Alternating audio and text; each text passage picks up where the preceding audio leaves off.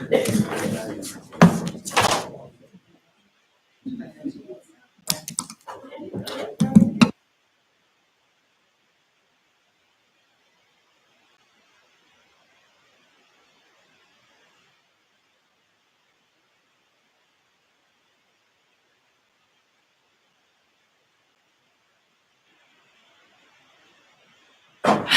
everyone.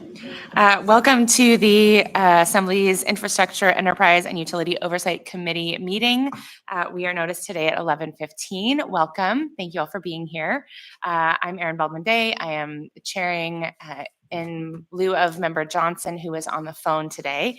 So I have the power of the gavel for the very first time. I hope you'll bear with me as I pilot us through this meeting.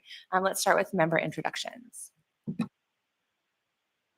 Christopher Constant. Anna Brawley. Erin Baldwin-Day. Daniel Pullen. Yara Silvers. And we have members Martinez and Johnson on the phone, as well as Mr. Gates, I believe. All right. Yes, Martinez.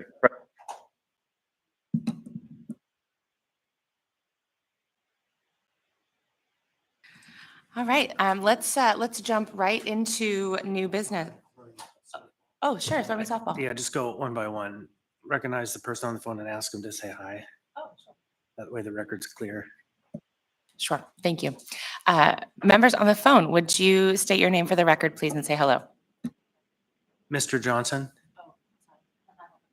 Zach Johnson, I'm Thank here. you. Mr. Martinez. Present, thank you. Thank you. Thank you, sir. All right, let's begin with Port of Alaska updates.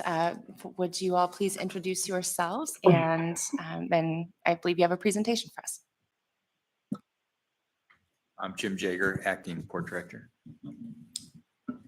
John Daly, Port of Alaska Engineering. Sarah Rolando Jacobs, Engineering Program Consultant for the Port PAMP program.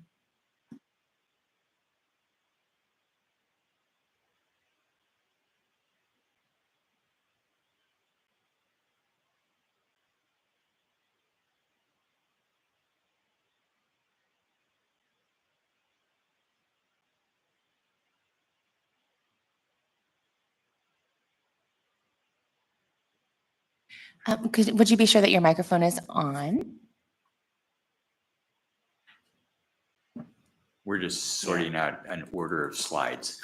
Gotcha. If I might, Madam Chair, Yes. then to the port, FYI, the plan for the Track J, you keep getting ready and I'll just kind of sidebars. The plan for the Track J amendment is going to be a motion to amend something previously adopted on our meeting agenda on Tuesday. So it won't actually be a new item. It won't be a whole process. It's going to be a request of the members to support an amendment to an item that has yet to be effectuated. So stand by for that.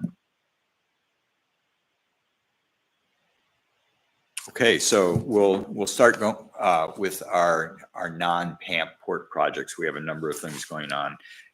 The one that you're going to be interested in to begin with is going to be the sprung structure or the port maintenance complex.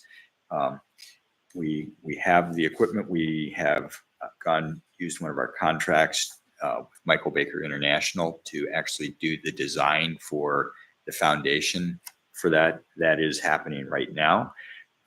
That design is going to be turned into an ITB to construct the foundation and raise the structure, and you should expect to see that later this fall. Our expectation is that it will be winter or early spring construction, so 2026 construction of the sprung structure. Related to that, we also have a sole source contract that will be coming up in front of you in September. That's for about $370,000. That is to buy equipment, things like anchors, structural components that go along with the structure that we really have to buy from Sprung. That's pared down from over $1 million. We have taken a bunch of the parts of the building, things like doors, the HVAC system, walls inside of it, that we can build or that we can competitively bid with local suppliers. And you'll see that coming later this winter also. So that's the the sprung structure or the port maintenance building. Thank you. So what anchors are needed?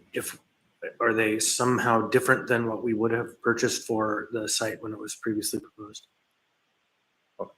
It's the structural anchors that actually hold the tent in place, if you will. Mhm. So, Bill, can I shift it over to our engineer? Sure. Mr. Constable, Bill Carl. You need to be on the Sorry, we microphone. need you to be on a microphone. Yeah.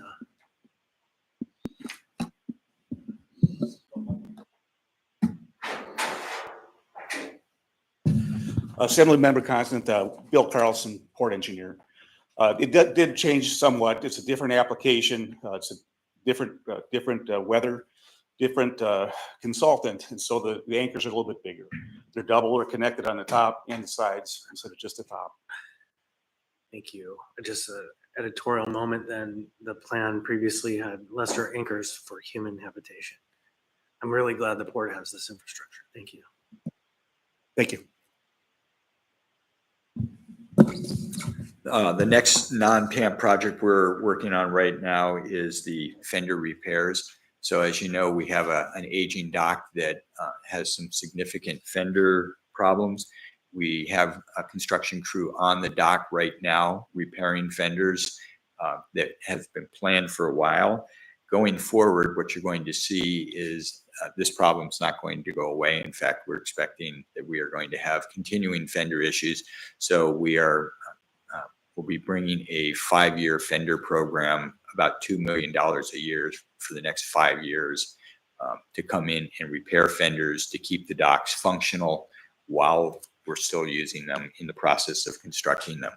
For the most part, these fender repairs are on the sections of dock that are going to be around for a long time. We're not repairing fenders on dock that we're going to be replacing next year.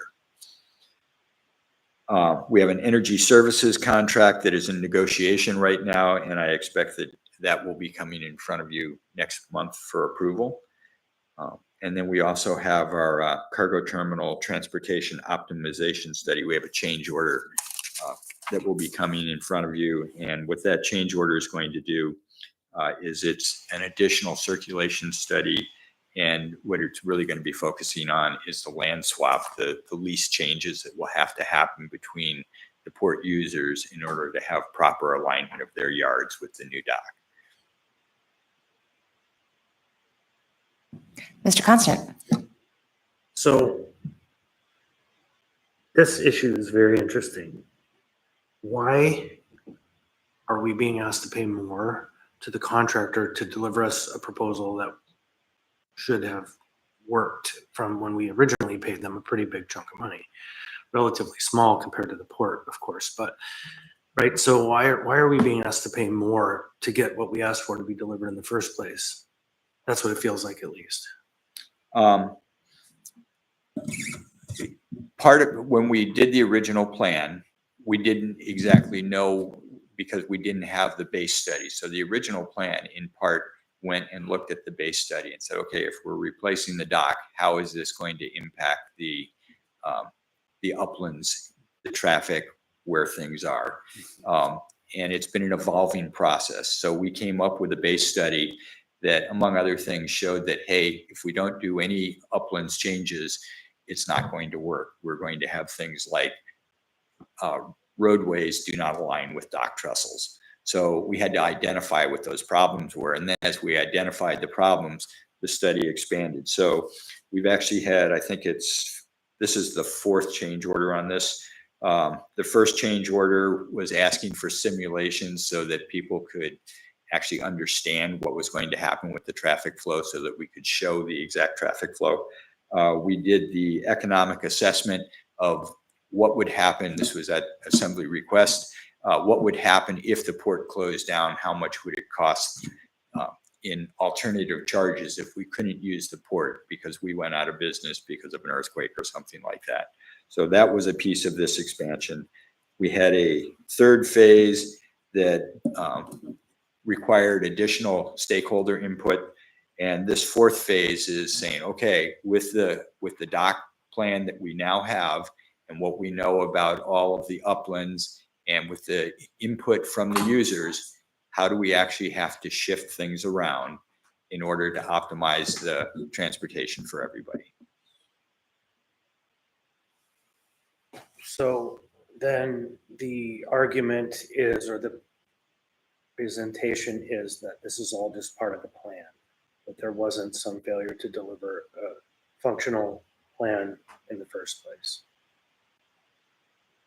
I believe that that would be fair because we never had all the information, so there was no way to deliver a final plan in the first place. Chew on that. Thank you.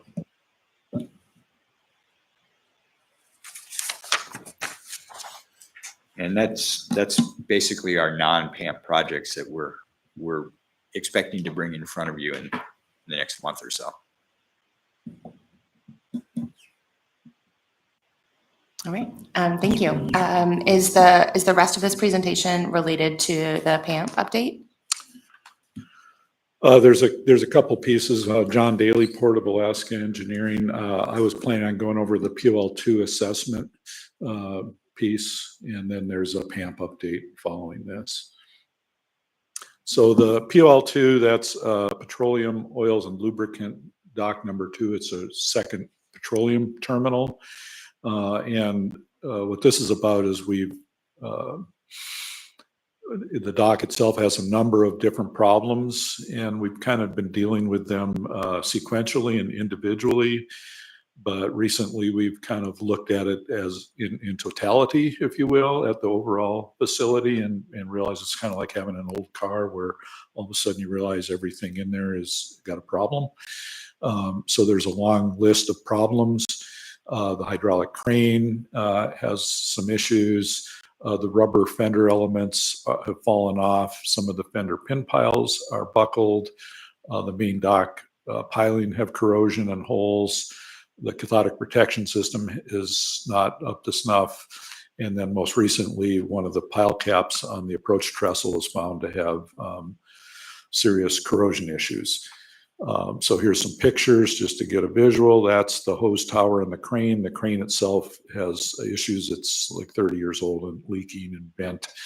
The fenders, some of those rubber elements on the very front of that have fallen off. That's where the ship bumpers, if you will, they need to be replaced. This is a picture of the pile that holds the fender up. In the lower left there, you can see it's buckled and got a tear in it. And on the right, you can see there's rubber elements that are missing. These are the main dock fender piles. And what happens is the welds corrode preferentially to the base metal. That means the spiral seam welds get corroded faster than the base metal, and they get holes in them. When the tide is high, the water seeps in through the holes, and then when the tide goes out, it kind of pees out the holes, if you will. So you get a visual of where the holes are by seeing which ones have water pouring out of them. That's where there are holes all the way through. There's a lot of areas that are very corroded that haven't gone all the way through, but are still in very bad shape. So the main dock fender piles have issues.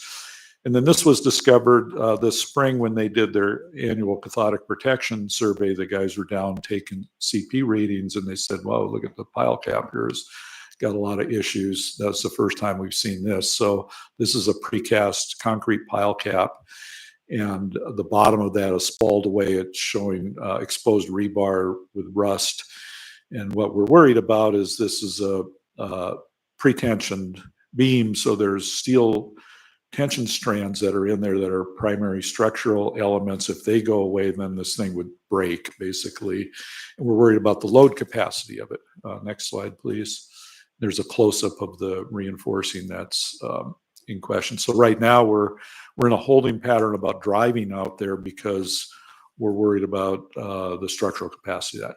So basically this leaves us with the homework assignment, if you will. And what we've decided to do is kind of a two-step process. One is a condition assessment. And what that is to look at the overall totality of the dock, write a report about each of these pieces we've talked about, come up with a cost estimate and condition of each of them as an overall, this is the condition of this dock with recommendations. And then we're going to do a load rating on that pile cap to see what's required to drive out there. We have to drive out there occasionally, for example, to fix the fenders. We need to drive a crane out there, and we can't drive the crane until we figure out if it's safe to do so. So the load rating will be done for that. So this whole exercise, we hope, will be done, by the end of the year, and will give us some costs and options to keep this thing running. We need to keep POL2 in operation for about 10 more years before it's scheduled to be replaced. We're hoping that that's the case, and that's our plan, is to keep it going, but we kind of need a cost estimate and a plan to do that. If it were to fail, it would leave the port in a very precarious position, and it would then become kind of an emergency repair. We're not counting on that. We're hoping that's not the case. We're trying to avoid that, but that's this last bullet item is what would happen if this thing failed to our overall schedule and plan. Another slide. We have a question from Mr. Constant. So what I just heard you say is that if this goes out, or becomes less stable, we need to either invest or move it up in the priority scheme. I have some thoughts about that. I'm going to withhold it, but the question I have right now is, what's the difference between the current condition and that? Current condition, we have one petroleum terminal operating, correct? We have two at this point. There's actually three docks. There's POL1, POL2, and PCT are all petroleum facilities. PCT, as you know, we're not quite ready for petroleum, but we hope to be within the next month or two. And the issue is when we start Terminal 1 construction, we're removing POL1 as part of the demolition of that. It has to go away to make room because it's right where Terminal 1 is. So when we take POL1 out, then we're going to have two left over. And if this were to go away, we would only have PCT at that point. Thank you. A follow-up question to that, how would that impact port operations if the PCT was the only? It would be, terminal so we've done some studies, and Moffitt Nickel helped us with that. They're called berth occupancy studies, where they model how much traffic goes to each berth and how long they're there and what the capacity is. And having one petroleum terminal would be very challenging to us. It would require that we might have to turn away a few shipments. We would have to schedule everything. The problem with the PCT in general is that when the cement ship is there, they're often there for several weeks at a time. It takes them 2 weeks or so, and then they're very sensitive to the weather. So it would be challenging and difficult to operate with one terminal. Follow-up question. Member Constant. Thanks. So it's the same question. What are the operational impacts if we shift the priority from T2 being the next project to rebuilding the second petroleum terminal? What happens to the operation? It would still be challenging, and we have a parallel task to look at alternative fuels and different things. But anytime you in order to rebuild POL2, you'd have to take it out of service, and that would put a tremendous impact on us. But the issue would be, say it fails now, hypothetically, hopefully not, we could not afford to stay. The less time we have to operate with just one terminal, the better. So if it fails now and then you built Terminal 1 and 2 and you didn't get to POL2 for another 10 years, that means we would be stuck in a precarious position for over 10 years with one petroleum dock. Right, but isn't that scenario such that once we get T1 built, then our friends who are doing the roll-on, roll-off are then put out 10 years? Or what? How is that operation going to be affected? Are we essentially asking TOTE to quit operating here? How is it going to operationally challenge the program if we put their dock on at the end after this kind of change of plan? Well, we're hoping not to change the plan. TOTE could still operate on their existing terminal. It wouldn't be ideal, but they could continue to operate on their existing terminal if that were the case. And through the chair, member Constant, this is a last resort. Acknowledge that this is very clearly a strong deviation from the plan that we have for the reconstruction of Terminal 1 and Terminal 2, and it absolutely would disrupt our other operator who is planned based on the timeframe that we've articulated from the outset. The team is just fleshing out the fact for warning of a potential risk point that we would like, if at all possible, to solve for, because you're right, it's not without impact to make a decision into a reorder of the PAMP project as well. And to the other members, I think there was an allusion towards a potential of adding a petroleum function to other elements, which could be an addition to Terminal 1, if that could be achieved in the design. So those are some of the scenarios that are alternatives to this, what appears to be a very casually presented doomsday scenario. Yeah, no, you're correct. And through the chair, member Constant, again, you're correct. There are also, this is part of a larger calculus of how we address the petroleum needs during the construction phase, which has included consideration of a variety of different placements of a potential temporary fueling point, which is very costly. So we've been looking at, the possibility of, if we had a functioning POL2 through the entirety of the construction phase, could we address this through scheduling of use of the PCT? Could we address this through adding efficiency to how that dock operates? So absolutely, this is not a decided upon scenario, and there are multiple different outcomes that could come here. And we'll look at assessing both the impact on the user groups and then the cost to the public, right? Of which, how much cost would we bear to construct something that might be temporary, which we would then remove eventually. So we'll weigh all of those options and present them to you before there's any kind of decision made. Or possibly a third fuel point that is permanent, but designed in a way that is emergency use only and less robust. But, for the temporary use, the thing. Anyhow, there's probably a number of scenarios, but members, just hear what's being presented to you. I believe we have a question from member Johnson on the phone. Yes, thank you. I was just curious, for reference, when was POL2 constructed? This is John Daly, Port of Alaska. It's in the 80s. I don't have the exact date, but I could get that to you. It's early 80s. I think that's sufficient detail for me. Thank you.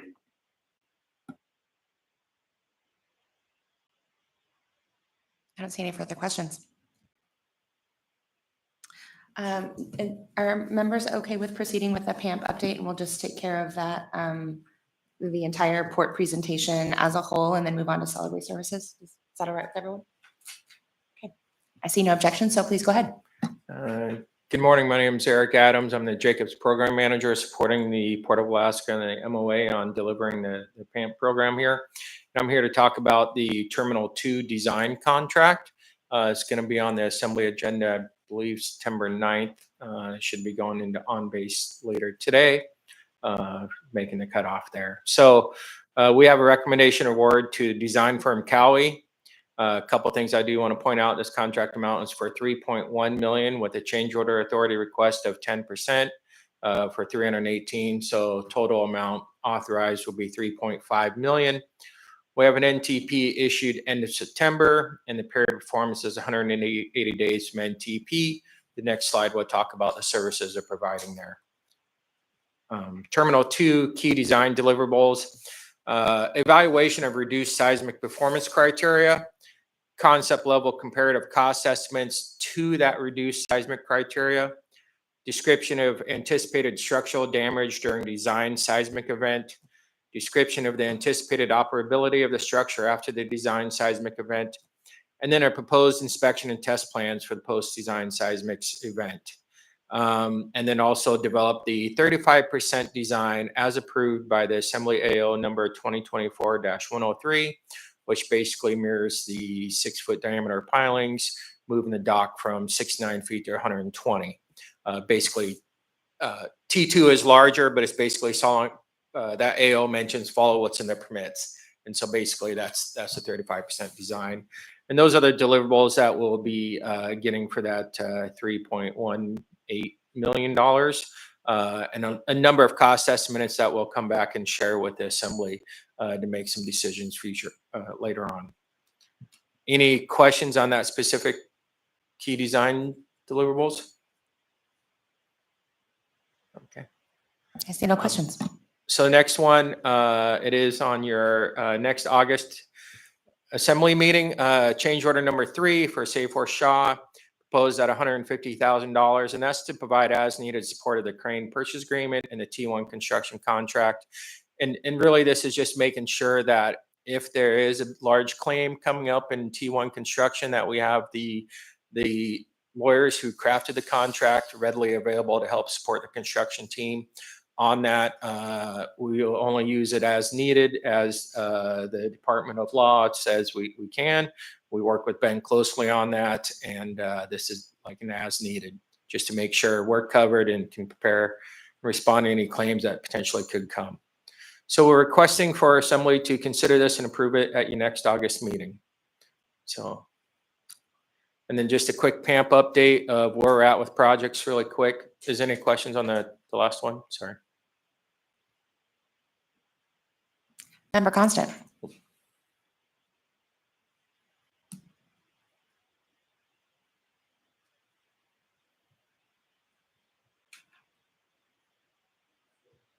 We have a sense of the cost of the updates to the PCT.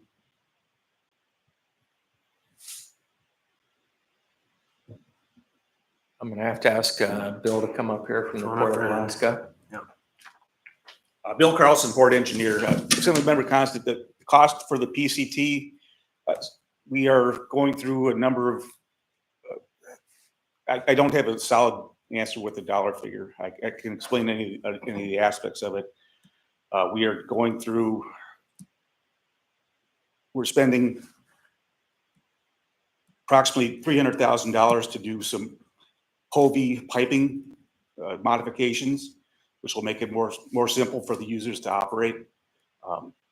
We're doing some final commissioning aspects. We should have that done by October 15th as a goal. And beyond that, I can follow up with any financial numbers you'd like. Yeah, I'm happy to take that off the record.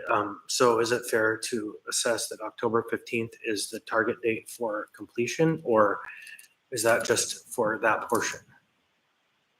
I believe it's realistic, Assemblymember. That's an aggressive goal, but realistic.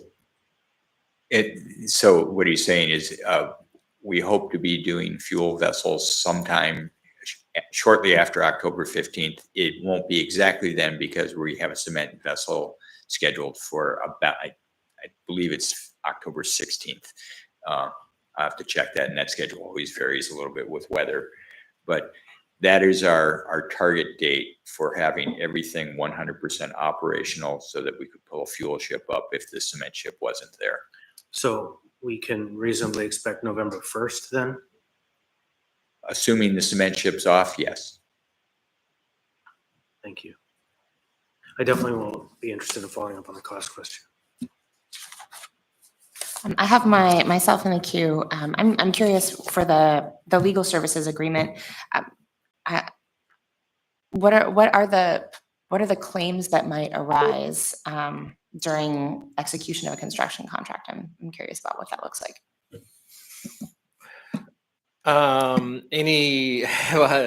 Any change orders that we can't resolve, right? That we believe is a change order and the contractor says is not a change. The contractor says it's a change order and we say it's not, right? And we can't come to a resolution. Then they come up with a claim. I guess the biggest one that I think I've mentioned multiple times to the Assembly and the administration is really the key point coming towards August 15th of 2028. Like when all 3 contracts come together and we have to deliver the cranes on that date, right? Any missteps on that, the people are going to be asking questions, and we want to make sure we're ready for that. And I think Becky has some other comments to add as well. Yeah, I would just add to the chair that this is also to allow for Safe Earth to support the crane purchase agreement, which, for those who remember the damages sandwich presentation, is the other half of the sandwich. It's the bread plus, I don't know, the lettuce. And so we have a very high dollar figure damages calculus that has kind of 2 sides, where we receive damages if the cranes are delivered in a delayed way that impacts the construction contract, and on the opposite side we pay damages if the construction contract is delayed such that the cranes can't be delivered and have to be stored through the winter or have to circle the harbor for a certain number of days. And so we have determined that it is critical to have Safeworth help support, because they supported the T1 construction contract, to have them help support the alignment, particularly because the method of the crane purchase agreement is shifting, given that the cranes are no longer going to be manufactured in Japan and are instead going to be procured on a used basis from within the Matson network. So this is that's the other component of what we're looking for Safeworth to do under this expansion of their available contract capacity. Thank you. That's very helpful. Member Constant. First one is, have you drafted in all your free time your damages sandwich article for the law review? So you don't have to answer that, but it's an earnest question. The second question, because we were kind of together as a team, Assembly leadership, trying to figure out what that contract was for, having not seen the item. It of course raised questions about what's happening in DC in the court claims. And so I don't think that on the record here now is the time to get into any strategic detail, but is there anything that can be updated on that conversation? Through the chair to Chair Constant, we don't have an update at this point, but I'll have to check on when your next scheduled litigation update is. I feel like that is absolutely something that the legal team should brief all of you on in that context. It'll be soon. Great. I don't see any other questions. Please carry on. Thank you, Chair. And this is just an update of where we're at with some of the projects, keep you guys abreast. North Extension Stabilization 1 is finishing season 3. Dredging is about 75% complete. We're expecting end of October 2025 to be wrapped up with that project. And we're really focused on getting the reimbursement funds from MIRAD on that. And so that project's going to come to a close at the end of this year. So that's positive. One step forward, another step. Terminal 1 construction, all permitting on track for end of the year completion. A couple photos here, John Daly and a couple of our inspectors. We have a number of offsite inspectors coming up. We have the pile fabrication in Washington has begun. Quality assurance inspections begin this week. We have a temporary facilities and construction plan being coordinated with all the users. Basically, we're taking over, a lot of the port to get T1 constructed. And so we're trying to communicate with all the users and really get them on board. Always, there's probably a little bit of rub points there, but during construction, picture somebody trying to remodel your bathroom and you're trying to use it, right? And so that's what we're working with the users, trying to get alignment on that. Very positive there. And the site work begins in 2026. So that is a photo of the piling being rolled and welded. And so we'll be seeing those coming up next year. PCT fuel operations. Did you guys, I missed part of that already. Apologize, but minor projects are in progress. We talked about the reconfiguring the fuel stripping lines for more efficient and safer operation. Bill spoke to that there, and in the timelines from Jim. And then the final emergency shutdown device testing. And those are the two main things that we believe needs to be completed to get the PCT operational on the timeline Jim mentioned. And nothing to worry about the final emergency shutdown device testing. 5 out of the 6 went. We're basically waiting for the stripping line changeover, and then we'll test the 6th one, and everything should be good to go on that one. And that's it. Any questions? I see no more questions. Thank you so much. Really Thank appreciate you. being here. All right. Solid waste services. Oh, we're not quite done. We Oh, have not a quite done. surcharge update. Oh, surcharge update. Excuse me. Apologies. Go ahead. Um,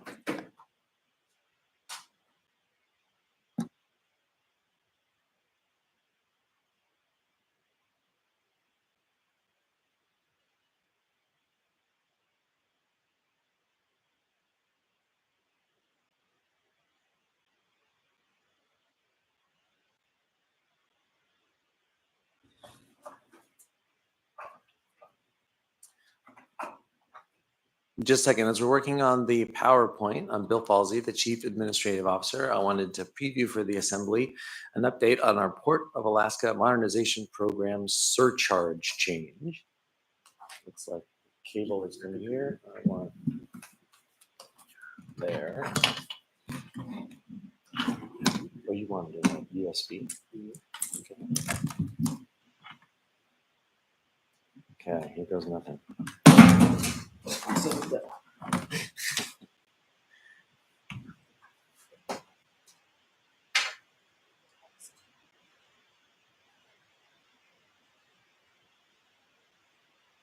Aha. Okay, here we go. We'll do this pretty quickly because I know that we have a full agenda today. Oh, here we go. Just a second. I may have, yes. So here we go. We published the comprehensive plan of finance for the Port of Alaska in January, 2025. Let's see if we get it back up on the screen. Any ideas? It was there for a second.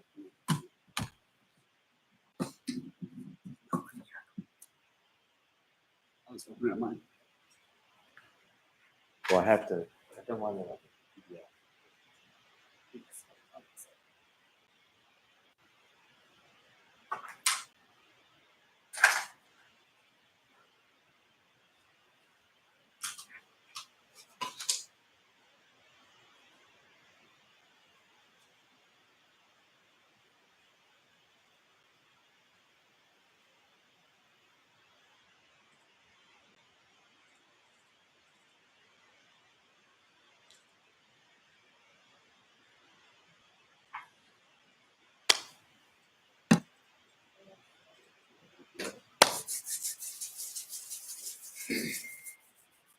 The anticipation is appropriately built.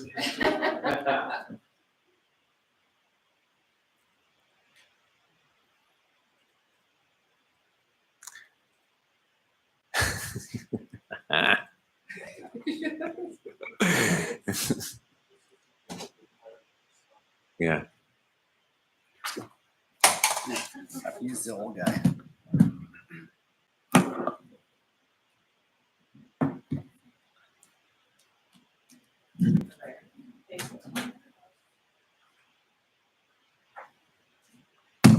I can run on there if you'd like.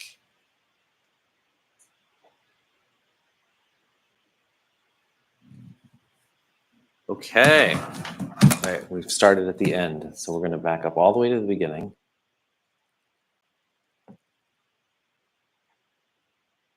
And away we go. So we published the Don Young Port of Alaska Comprehensive Plan of Finance in January 2025. And in Appendix 4 of that Comprehensive Plan of Finance, we described the surcharge concept, which is underpinning the financing of the funding of the program in the absence of receiving additional federal or state grants. And we made a promise to everybody then that we were going to implement new Port of Alaska modernization surcharge adjustments on January 1st. And to make that commercially reasonable, we would do our best to have them adopted by August 31st. We're not going to quite hit that target, in part because I asked the public finance folks a lot of hard questions, but we at least are disclosing the plan in August and should have it in front of you for action in September. I have stolen slides from the public finance crew that I will run through very quickly to get you to the punchline. By way of reminder, the general philosophy is we are trying to use the cheapest money first, which is grant funds, state funds, federal funds. And if and only if we do not have those funds, then we have to go to our local sources, which are basically monies that we raise by putting a charge on things that come across the dock. The plan of finance covers all the 5 phases of the overall program, and the design choice that was made was that we are grouping everything together so that if one particular phase gets a lot of grant funding, as PCT did, that is not trapped solely in the petroleum and cement users, but ultimately gets shared across the whole of the Port of Alaska Modernization Program. The uniform surcharge then applies to all of the costs of the whole of the debt service for the whole of the program. And it has to account not just for the costs of the actual construction and design and management of the program, but also for the interest and also for the debt service coverage ratio. So as we add costs that are not covered by grants, the effect on the surcharge is a little bit bigger than you might expect because we have to pay not only interest, but also to squirrel away a debt service coverage ratio so that the lenders will actually lend to us. That is then allocated out to everyone according to the respective liability shares, which are shown in Appendix 4 of the document, which I will describe again in a moment. And then ultimately, we have to true that up with the actual tonnage that is coming across the dock. So the punchline here is, we take the total amount of costs, then we true them up every single year. We took at the actual amount of things that are coming across the dock and we true that up every year. And then we look at whether we are actually issuing debt, because we have decided only to adjust the surcharge if and when we actually need the money. So we have arrived there. The liability breakdown was shown in Appendix 4 before. It adjusted a little bit as the cost of the cargo terminal was more than we originally budgeted. So last year, or estimated rather, last year I think cargo was bearing about 81% of the overall program. Now they're bearing 83%. And here's the punchline. Last year in October 24, we said we're going to show you what we estimated and we're showing you what we're proposing now. So we said we think that the January 1st surcharge is going to be $8.03 a ton. After we have trued up actual costs, actual tonnage, and our real debt issuance, we want to propose that the real surcharge on January 1st, 2026 is $8.05 a ton. For petroleum, we said we think it should be 18 cents a barrel. We're now proposing 14 cents a barrel. Why did it go down? Again, that is partly because of the lived experience. This is a hard chart that is probably too small to read on the board, but we had a lot more petroleum this year than we did last year. So there were more barrels of oil that are able to bear that surcharge, resulting in the same amount of money. By contrast, the cement story it goes in the other direction, which we said last year, 76 cents per ton of cement. Now we're proposing 92 cents per ton of cement. And that is because the inverse happened for cement. We had a lot of cement come in 2023. We had less cement come in 2024. And that does highlight that those numbers can change as the actual experience of the number of cement ships differs year over year. We hope to get these assembly documents to you for potential action as soon as possible. So we're looking for a September adoption so that the affected commercial users can make their plans. And I want to flag that we also expect that there are further adjustments to the out years of the surcharge. And that is because when we actually procured Terminal 1, you will recall that it was higher than what we had internally estimated.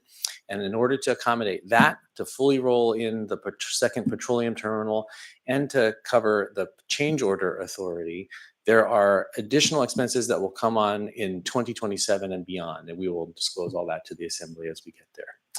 When we do these updates, we are going to try to make it sensible for people what it really means at the end of the day. So you'll remember, those who were around, the Plan of Finance includes a number of these kinds of tables that say, well, what does this mean to a gallon of milk? What does this mean to a gallon of gasoline? We've trued all those up for the proposal that we're actually making for January 1st, and we will do our best to help explain this story as we go forward. And that is the end of this much anticipated presentation. Ms. Brawley, go ahead. Yeah, two questions. One, can you remind me, does the port have its own bond rating or is it part of the general municipal bond rating? Through the chair to Member Brawley, the port has its own bond rating. Thanks. And then just in general, I know we talked about that we'd be doing this essentially in tranches, like you said, so not, there's an authorized total amount and then this is piecing as we need it. So I don't know if there's a percent or what, but what is like this surcharge related to the total capacity that we could increase? I don't know that number off the top of my head, but my estimate would be that this is something like a little less than 10% of where we're ultimately going to have to go if we don't find other funds from state and federal support. Yeah, I think maybe in the item that you bring forward a visual or, just general percent so that we can visualize kind of if it's a total bucket, how much are we filling up the bucket? Member Constant. Thanks. Bill, it's the end of the beginning of your presentation. Couple of things. One, the conversation about, Moffitt Nichols proposing an 110-foot extension on the dock as the solution to their problem, which now results in an additional contract for us to pay them more to give us a plan that actually works. In the category of plans changing, we had presented to us a far out potential scenario, which we are not counting as likely, doomsday, that we have to shift the order of operations so that we don't have Terminal 2 going into construction before we deal with the petroleum POL2. What happens if we lose an operator to the tariff. I mean, obviously the operator won't be paying because they're not moving cargo across the docks. And so what happens to all the rest of the goods if we find ourselves in that situation?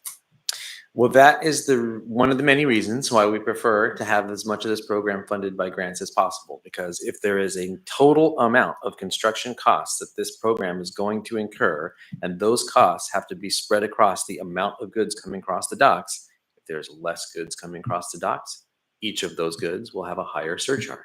And there is some point at which it becomes the death spiral, where you have actually there's an elasticity, and with a greater and greater surcharge, you get less and less volume, which means you need to increase the surcharge, which further depresses volumes. We don't think that we're in that danger zone now, partly because we have this sort of back of the envelope calculation of what we're really doing to commodity prices, partly because even though it is commercially sensitive information for ABI, Tote, Matson, for the marathons of the world to tell us when they start losing volume to other facilities, we aren't getting signals that this is unsustainable. At some point, if we get close to that, I'm hopeful and I'm pretty confident they will send us those signals. We don't know exactly what that price point is. But suffice to say, if we were to have to spread the whole of the cargo terminal costs across a single user, that would be a very significant change. Yeah, to the Matsons of the world, that is what's at stake, even for a period of time. Where I think there's a way to measure that cost over time, but I'm sure that'll be in your analysis. Thank you. All right, thank you, Mr. Falsey.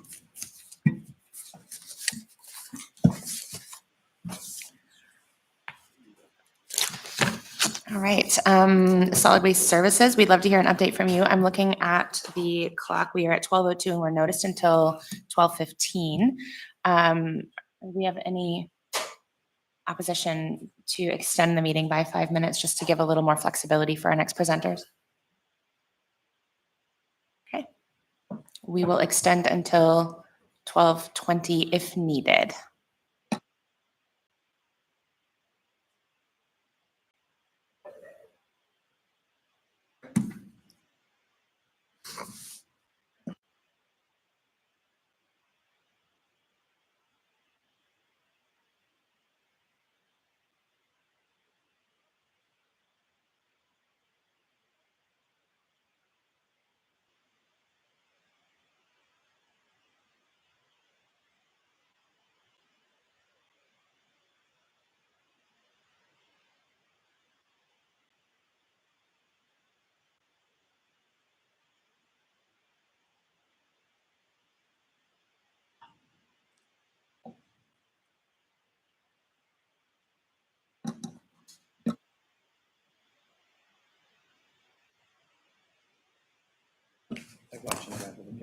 Right.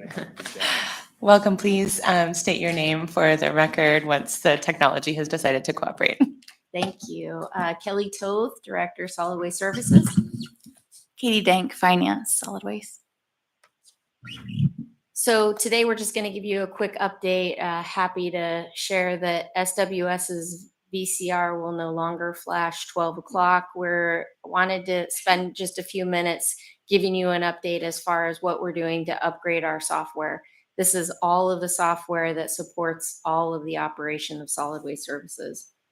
So to give you an idea, within the SWS house, we have three, well, inside and outside, there are to date 3 main software systems. There's PC Scales, Tower, and Routeware.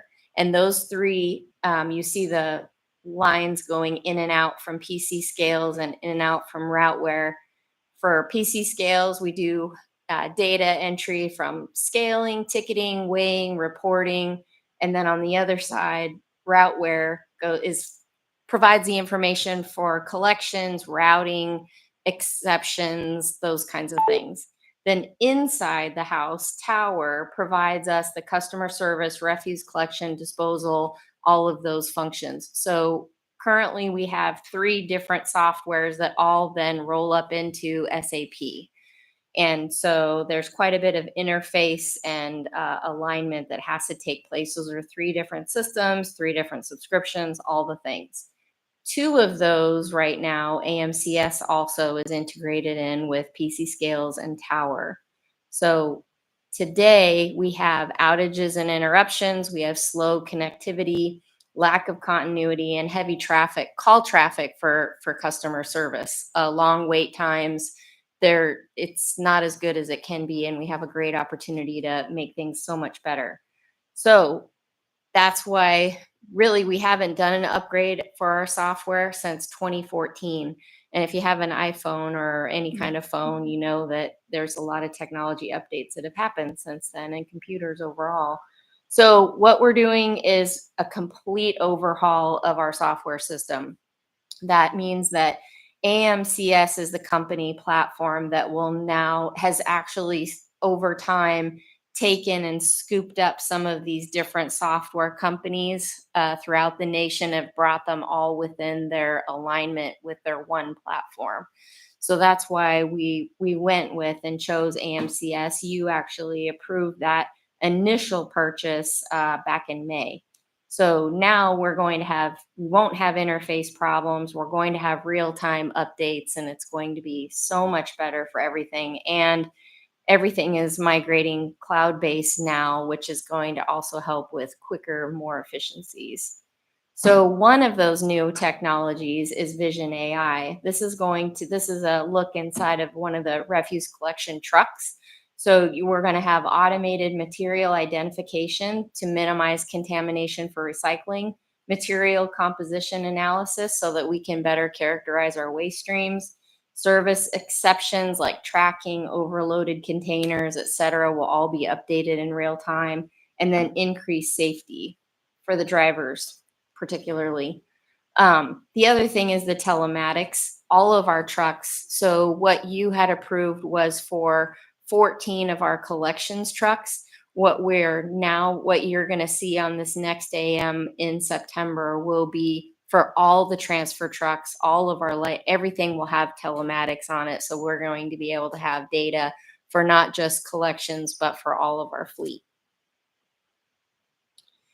So that's for today. And so for tomorrow, which basically our go live is going to be October 6th, we are going to be able to provide self-service now as an online portal for customers. They're going to be able to do quite a bit of self-service that they can do on our website, including paying a credit card. Right now, if you pay by credit card, you have to wait online, on hold, on a phone, sometimes up to 40 minutes to be able to just update a credit card. This is going to be just so much better. We're going to have that real-time document service documentation, faster processing, increased safety, faster service, better data tracking. We're going to have the telematics for efficiencies and the AI software. It's going to make things go a lot better. We're kind of excited for it. So you initially approved 14 refuse collection trucks, telematics, customer service migration, and the Vision AI was all part of that first package that you approved. Since then, and we have been working on looking at this software option for 5 years. So this has been a really long time coming. Kay's been working really hard on this project for 5 years. So since then, there's been some updates and some other technologies that have come online. So we added a change order within our change order authority for rear view and dash cameras, 360 view for risk management, and also the new driver assisted terminals, which is really exciting because what that means is our transfer trucks, when they leave the transfer station, will be able to use an RFID card and be able to track their weight at the central transfer station. So when they get to the landfill, they don't have to queue in the line with the public. They've already entered in their data. It's already been tracked, and they get to avoid that queuing line, which is a huge deal for our wait times and efficiencies and that kind of thing. So we're implementing one of those driver assisted terminals in this $30,000 change order. What you're going to be seeing in the upcoming AM is going to be going from 14 trucks to 26 refuse fleet and collection trucks, 35 transfer trucks, and disposal fleet total. And then a complete tablet replacement, because those tablets that are inside the trucks now in the collections trucks are becoming they're becoming obsolete. And so we need to replace those as well. And then the hardware and software replacement that comes with it. So it is quite it's going to be a complete overhaul of SWS's back end software system, soup to nuts. And we just wanted to be able to provide some background as far as where we're heading and what it's going to provide for us in the future.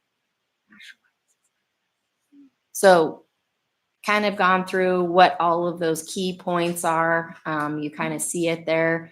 And at the end of the day, we just look forward to serving Anchorage residents better and much more efficient.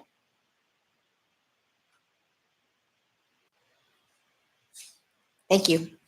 I see no questions. So thank you so much for this really exciting update. Efficiency is always a great thing to chase down, and this sounds like a really important upgrade. So thanks for your work in 5 years of research.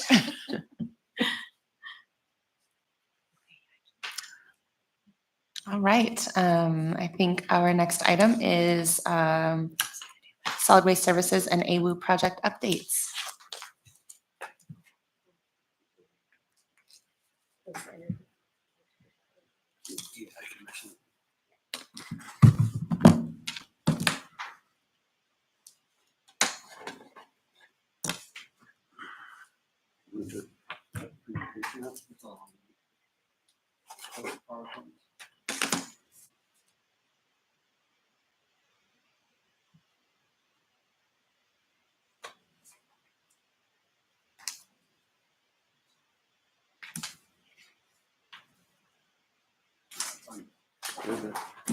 I'm not finding it here, sorry.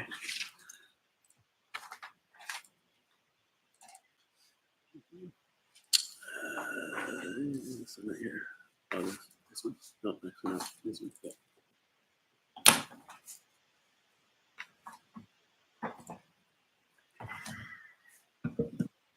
All right, good morning. David Persinger, General Manager, AWW, and I apologize, I'm recovering from a bit of a cold. I wanted to give a brief update on some of our capital projects that we have going on this summer. Again, I'm always going to remind everybody that our mission is to protect the health and welfare of the public and environment by providing responsible water and wastewater services. And you've probably seen this map. This is the municipal construction 2025 Anchorage Bowl, Northern Communities, and Girdwood construction. You can see there's construction throughout the municipality. I'm going to focus on a handful of AWW projects from McCludden all the way out to Girdwood. One of the projects that I didn't put on this presentation that you may have noticed is as you're coming into town on the Glen Highway, right by the Bass Pro Shop, there's a building that's rising out of the woods there. And that is a new pressure regulating facility that's replacing a 1967 facility that's actually underground right in front of the Anchorage Chrysler dealership. So if you can imagine, there's a giant vault under the sidewalk there that's very difficult to access. It has equipment from the 60s that's way beyond its useful life. And so rather than trying to rebuild that facility and shoehorn it back into the underground, we're rebuilding it in a new location, and it's going to be an above ground facility that'll be much easier to maintain. And eventually we'll replace that old facility that's underground. And that controls the flow to our largest pressure zone, which includes downtown, the port, and much of the midtown. Jumping back a little bit up to Okludna, again, we're always investing in our facilities. Okludna Water Treatment Facility is our premier facility. It's the main water treatment facility for Anchorage. It was built in the early 1980s, and we're now replacing electrical gear that was installed back then. This is a fairly large project. It's about an $8 million project, and it's a couple year duration. It's really just kind of in its starting phases with submittals. There'll be a lengthy shutdown this winter once the electric components up, so we can start installing those. Moving on, you may have seen the construction over on Bragah. There's a fairly large project there. We've had a lot of corrosion failures in that corridor over the years, and so this project is actually it's a pipe bursting. So we're we're running a tool through existing pipe, bursting it and dragging a new pipe in that same area. So it's really interesting technology. We've done this on a number of projects. It's less impact than digging up the entire street. And so that project is wrapping up this fall. It's about a $5 million project. We've got two big projects going on at pump stations right now. Pump Station 2, you've probably seen that's down by Westchester Lagoon. It's our largest pump station. That was built in the way back in the day. That was actually one of the outfalls out into the ocean before we had piped sewer to the treatment plant out at Asplin. And so this was built a long time ago. It's a very old facility, and so it's getting complete rehab with new pumps, equipment, mechanical, electrical, supervisory control, and data acquisition. It's about a $20 million project. There's a similar project going on at Pump Station 12, which are other large pump station, which is on the end of Campbell Lake. Very similar, a little bit less funding for that one, but very similar vintage pump station. We're also upgrading our fuel system over our King Street operations and maintenance campus. This project's been on the books for quite a while. This is our main fueling facility for all of our fleet vehicles. We also store emergency fuel for, like when we had the earthquake in 2018, we used that extensively because fuel was a challenge both for our vehicles as well as getting fuel out to our remote facilities for backup generators. This is about an $8 million project. It's wrapping up next year. Jumping on down to Girdwood, we've got the Girdwood Inflow and Infiltration Reduction Program. This program has been going on for longer than I've worked at the utility, actually. I think it started in about 2004, and this is an ongoing effort to reduce inflow and infiltration in Girdwood. Down there, we have a lot of frost-susceptible soils and a lot of groundwater, and so there's a tremendous amount of ground movement during the wintertime, freeze-thaw cycles, and so manholes end up coming apart, laterals disconnect, and so this effort is ongoing to reduce inflow and infiltration into the collection system. And then staying in Girdwood as well, there was a small water intertie project over on Donner. This was actually an intertie across Alyeska Highway. It was a directional drilled project, and that was to provide looping and redundancy in Girdwood. And with that, again, our vision is to be a trusted and collaborative community partner. And this is not by any means a full slate of all our projects, but it's just kind of an example of ones that we have ongoing. So if there's any questions, I'll take those. Member Brawley. Yeah, and thanks for the update. I just have a general question, and maybe not so much the Girdwood ones, but the pump stations in the bowl, some of those bigger ones. I know you guys can't use ratepayer funds to expand the system. Obviously, these are replacement upgrades. So I'm curious generally what the funding sources for these are, and is it any outside money, or is it all really ratepayer money and built into the capital program? So these projects are generally either equity or loan funded through the state of Alaska, either the Alaska Clean Water Fund, which is on the wastewater side, or the Alaska Drinking Water Fund. So we extensively borrow money through the SRF program, which is low interest funding. So most of these projects have some component of funding through the state. It's loan funding. There's no grant funding on any of these. Okay. And then what's the general rate of those loans? You said it's... I believe, and don't quote me on this, I think it's around 4%. It's fairly low interest, and that's why we extensively use that. We are the largest borrower of the SRF program in the state by orders of magnitude. Okay, thanks.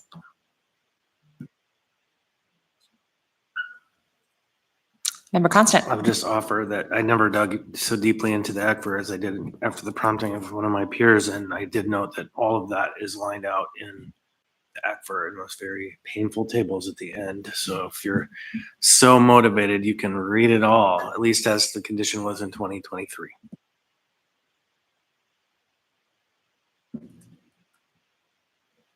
All right, I don't see any further questions. Do we have anyone here for audience participation? All right. Well, in that case, it is 12:19 and we will stand adjourned. Thank you all so much for being here.